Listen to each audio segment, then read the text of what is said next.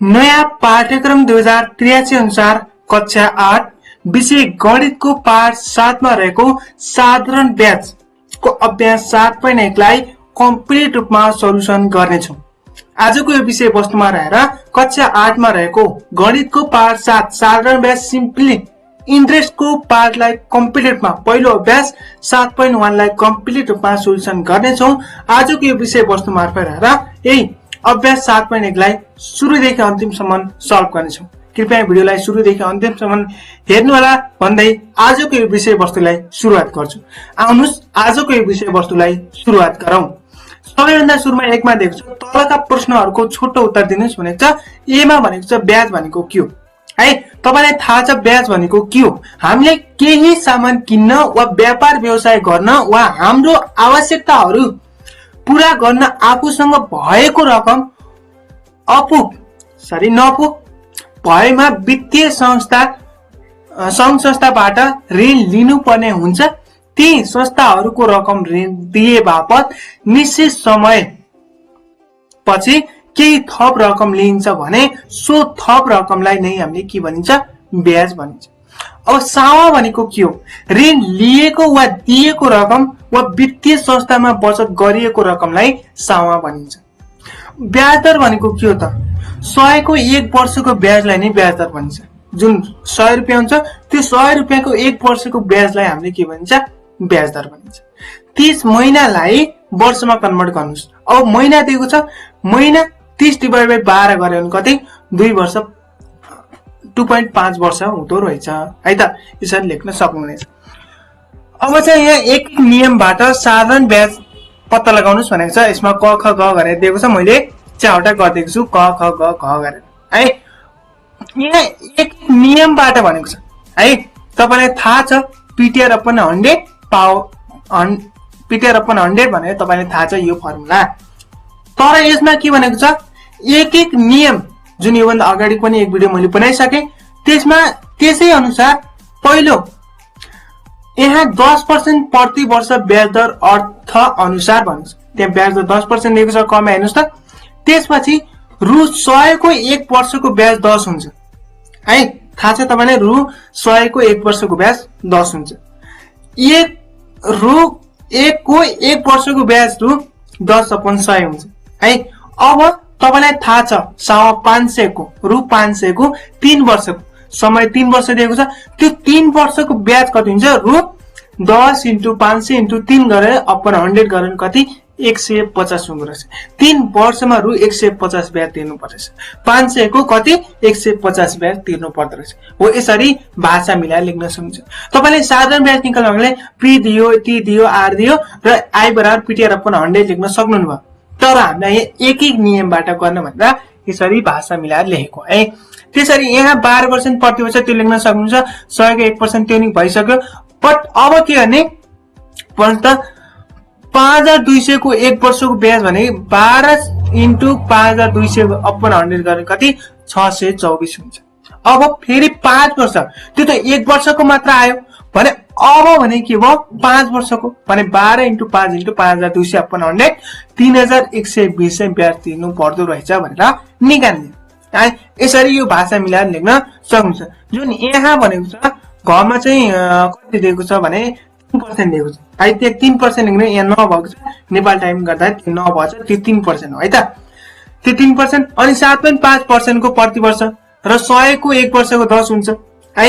रु 100 को 1 वर्षको ब्याज 10 हुन्छ भने रु 1 को 1 वर्षको ब्याज कति 10/100 हुन्छ। थाहा छ तपाईलाई 3300 को 1 वर्षको ब्याज कति 7.5 × 3300/100 कति हुँदो रहेछ 247.5 हुँदो रहेछ 1 वर्षको। अब भने 3.5 वर्षको कति है 3.5 वर्षको कति हुँदो रहेछ हाम्रो 866.25 ब्याज हुँदो रहेछ। हो यसरी तपाईले यो भाषा मिलाएर लेख्न सक्नुहुनेछ। अब चाहिँ अर्को समय टी पत्ता लगाउनुस् भनेको छ है। समय के टी पत्ता लगाउनुस् भनेको छ। तपाईलाई सावा दिएको छ। यसमा तपाईले एक नियम भनेको छैन। डाइरेक्टली टी पत्ता लगाउनुस् भनेको छ है। सावा दियो ब्याज दर दियो है। दियो यति समय बराबर वाट तपाईले लेख्न सकिहाल्नु भयो। अब ब्याज बराबर तपाईलाई त्यहाँ ब्याज पनि दिएको छ। त्यो ब्याज काटेको छ त्यसलाई माग्न चाहन्छु। त्यहाँ ब्याज यहाँ तल नेर ब्याज पनि दिएको छ है। यहाँ लेख्न सकिन्छ, म हातले लेखिदिन्छु यहाँनिर चाहिँ। जस्तै यहाँ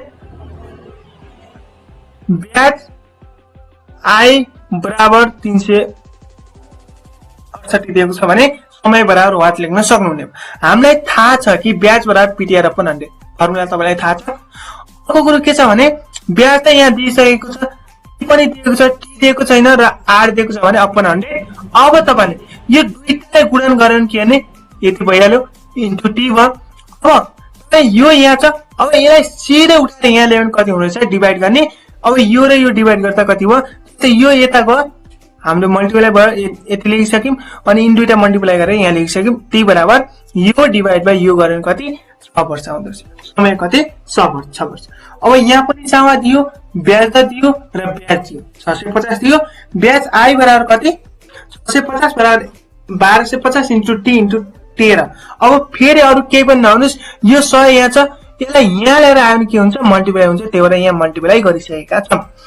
अनि 1250 इन्टु 13 गर्दा कति 16250 इन्टु टी भयो। टी बराबर यो 65000 डिभाइड बाइ 16250 गर्दा 4 वर्ष आउँदैछ। हेर्नुस् त 4 वर्ष सिम्पली निकाल्न सकेका छौं। यसरी तपाईले गएको गर्नु होला। अर्को 4 वर्षको ब्याज दर पत्ता लगाउने। अघि हाम्रो के गरेका थियौं, ब्याज दर मात्र पत्ता लगाउने। सामा 4500 दिएको छ, ब्याज दर आर बराबर वाट, समय 5 वर्ष दिएको छ भने ब्याज 1080 दिएको छ। अब यहाँ फर्मुला ब्याज आय बराबर पिटिआर अपन 100 तपाईलाई फर्मुला थाहा छ। अब फेरि ब्याज यति 1080 दियो, पी दियो 7200, टी 5 वर्ष, आर निकाल्ने हामीले आर। अब 100, अब यो 100 लाई के गर्ने स्पेस पारा मल्टिप्लाई गरिदिने। के गरिदिने, यो 100 लाई यहाँ ल्याएर के गरिदिने हामीले मल्टिप्लाई गरिदिने। अब त्यो मल्टिप्लाई गर्दा कति भयो 10800 भयो त। 1/10,000 1,08,000 भयो त।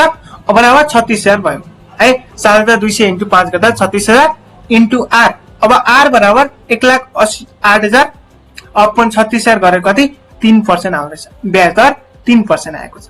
अब खमा पनि त्यही भने सेम सामा दियो है, अनि त्यसपछि ब्याज दर पनि दियो, अनि त्यसपछि यहाँनिर खाली भएछ त्यो माफी गरिदिनु, मैले गरे बाइ चान्स के डिलेट भयो होला, त्यो माफी गर्नु होला। र समय पनि हामीलाई त्यहाँ 3 वर्ष 6 महिना दियो। अब 3 वर्ष त्यहाँ लेख्ने, 3 इन्टु 6 डिभाइड बाइ कति गरिदिने भन्नुस् त। अब 3 इन्टु 6 डिभाइड बाइ 12 गरिदिने। यो गर्यो भने कति आउँछ 18 डिभाइड बाइ 12 आउँछ, त्यो गर्दा 3.5 आउँछ। त्यो क्याल्कुलेटर हाल्यो भने निकाल्न सक्नुभयो, 3.5 भयो है आर। अनि त्यसपछि यो यता मल्टिप्लाई भयो अनि इन दुईटा गुणन गर्दा यो भयो आर भयो। आर बराबर यति गर्यो भने हाम्रो निकाल्न सकिने भयो है। यो भयो। अब त्यसरी सामा पनि निकाल भन्नु। अब प्रत्येकमा त्यही भएर छ, सामा पनि निकाल भन्नु। सामा वाट ब्याज दर त्यति दियो। अब फेरि समय 9 वर्ष दिएको छ भने ब्याज हाम्रो कति दिएको छ 810 दिएको छ। यहाँ नलेख्ने, यहाँ तल गरिदिएको छु हिसाब। 810 दिएको छ इन्टु 9 गर्ने अपन 100। फेरि यो 81 100 दिएको छ, यो यता जाँदा के भयो मल्टिप्लाई भयो 81,000 बराबर 81 अनि इन्टु पी गर्ने। पी बराबर 81,000 डिभाइड बाइ 81 गर्दा कति 1000 भयो है। हो 1000 गर्यो भने हामीले के भयो त्यो भन्न सक्ने। हेर्नुस् त सामा निकाल्न सक्यो। अब हामीलाई थाहा छ कि ब्याज आय बराबर 100 पिटिआर अपन 100। अब यहाँ के गर्ने, टी बराबर 1/12 दिएको छ। जस्तै 1 महिना दियो, 1 महिना भनेको 1/12 वर्षमा कन्भर्ट गरेको। आर भनेको 4.8 दिएको छ। ब्याज हाम्रो 3996 दिएको छ। अब 3996 इन्टु 100 गर्ने, ठ्याक्कै यसलाई यता आएर मल्टिप्लाई भयो। त्यो गर्दा अनि यो 1/12 गर्दा भाग गर्ने र इन्टु यो गर्ने कति 0.4 आउँदो रहेछ। अनि यो 3,49,600 डिभाइड बाइ 0.4 गर्ने कति सामा कति आउँछ 9 लाख कति 9,49,000 आउँदो रहेछ। यसरी निकाल्न सकिन्छ सामा है। यसरी सामा पनि निकाल्न सकिन्छ। अर्को छ गंगाले वार्षिक 7 वर्षका दरले ब्याज पाउने गरी 3500 नेपाल बैंक लिमिटेडमा जम्मा गरिन् भने 4 वर्षपछि उनले कति ब्याज पाउलिन्छ। अब यसमा ब्याज पत्ता लगाउनु छ। सामा दियो, ब्याज दर दियो है, ब्याज दर दियो। अब यो ब्याज दर दिइसकेपछि अब के गर्ने ब्याज बराबर पिटिआर अपन 100 सावा जुन 3500 दिएको छ है सावा 3500 फेरि 4 वर्ष दिएको छ माथि 4 वर्ष भने 4 वर्ष पछि यहाँ दिएको छ भने 7% भनेको ब्याज दर 8 दिएको छ भने अपन 100 अब यिनलाई मल्टिप्लाई गरेर कति हुनेछ हाम्रो 98000 डिभाइड बाइ 100 गरेर कति 980 ब्याज आउँदैछ हेर्नुस् त कति 3500 को 4 वर्षको ब्याज कति हुनेछ 980 हुँदो रहेछ। त्यसै साथमा छ सन्देशले वार्षिक 6.6% ब्याज दरमा बैंकबाट 18000 ऋण लिए भने 30 महिना पछि उनले बैंकमा कति ब्याज बुझाउलान् यसमा पनि ब्याज निकाल्ने है ब्याज आई बराबर के लेंगे पिटिआर अपन 100 पी 18000 टी 2.5 र आर 6.6 भनेको 30 डिभाइड बाइ के गर्ने हामीले 12 गरेर 2.2 आउँदो रहेछ है त्यो 2.2 आएको छ यसरी 30 डिभाइड बाइ 12 गरेर कति 2.5 आउँदो रहेछ क्याल्कुलेटर हाल्यो भने आउँछ त्यसरी माथि दुई तीनटाले यो यिनीलाई मल्टिप्लाई गरे कति 2,97,000 डिभाइड बाइ 100 गरेर कति 2970 आउँदो रहेछ टोटल ब्याज आएको छ। अब यो 18000 को ब्याज कति भयो है 2 वर्ष 2.5 वर्षको ब्याज कति भयो हाम्रो 2970 हुँदो रहेछ। त्यसरी आजमा भार्गोनीले राष्ट्रिय वाणिज्य बैंकबाट कुनै यसमा पनि सेम के निकाल्ने अब पी निकाल्ने 4 वर्षपछि 500 ब्याज पाए भने 5.5 वर्षमा उक्त रकम ब्याज बापत पाएकी रहेछन् भने उनले कति रकम जम्मा गरेकी रहेछन् पत्ता लगाउनुस्। सावा दिएको छ ब्याज दर दिएको छ समय पनि दिएको छ र ब्याज दिएको छ त्यति दिइसकेपछि अब हामीलाई थाहा छ कि ब्याज पिटिआर अपन 100 है ब्याज 550 दिएको छ र पी निकाल्ने हो टी 4 वर्ष र आर 5.5% अपन 100 अब त्यो 100 लाई यता लिएर आउने के गर्ने मल्टिप्लाई गर्ने यो मल्टिप्लाई गर्यो 55000 र यहाँ यो दुईटा मल्टिप्लाई गर्दा 22 पी हुँदो रहेछ पी बराबर 55000 डिभाइडेड बाइ 22 र पी बराबर 2500 ब्याज सामा आइसकेको छ हो यसरी नै निकाल्न सकिन्छ। 9 मा पनि त्यही हो आर निकाल्ने जुन अगाडि पनि मैले सिकाइसके अगाडि पनि भनिसके आर निकाल्ने त्यसरी नै है यसरी आर निकाल्न पनि सकिन्छ।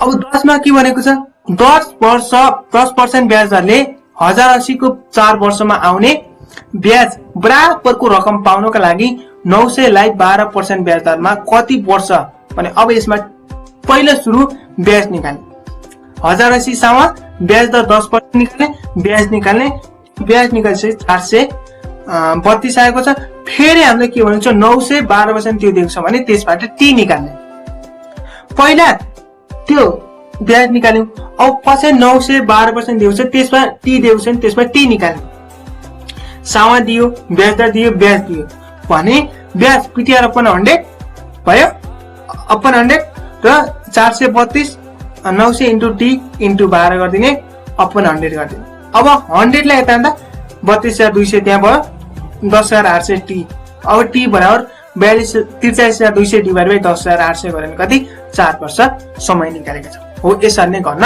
सकिन्छ। यस प्रकार नयाँ पाठ्यक्रम 2083 अनुसार कक्षा 8 विषय गणितको पाठ 7 मा रहेको साधारण ब्याज को अभ्यास 7.1 कम्प्लिट रूपमा सल्भ गरिसकेको छु। यदि यस च्यानलमा नयाँ हुनुहुन्छ भने च्यानललाई सब्स्क्राइब गर्नुहोला र छिटै तपाईहरुमा पार्ट 8 को भिडियो लिएर आउने छु भने र पार्ट 8 अनि 7.2 को लिएर आउने छु र पार्ट 8 को पनि छिटो भिडियो ल्याउने कोसिस गरिरहेको छु। मलाई मोटिभेसन गर्नको लागि च्यानललाई सब्स्क्राइब गर्नुहोला र भिडियोलाई लाइक गर्नुहोला भन्दै आजको यो विषय वस्तुबाट बिदा हुन चाहन्छु। हस्त धन्यवाद जय नेपाल।